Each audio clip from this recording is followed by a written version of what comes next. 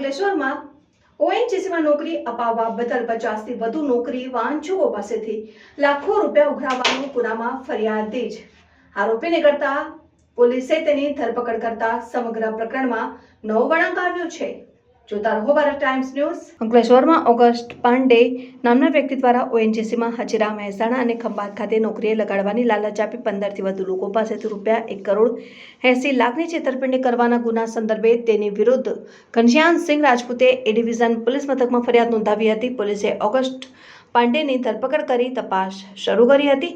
દરમિયાન ઓગસ્ટ પાંડેની પૂછપરછ અને તપાસમાં ફરિયાદી ઘનશ્યામસિંહ રાજપૂત પોતે પણ ગુનામાં સામેલ હોવાનું બહાર આવતા પોલીસે ફરિયાદી ઘનશ્યામસિંહ રાજપૂતની ધરપકડ કરી હતી।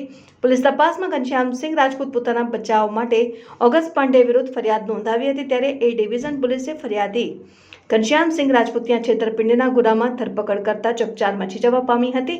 જોતા રહો ભારત ટાઈમ્સ ન્યૂઝ।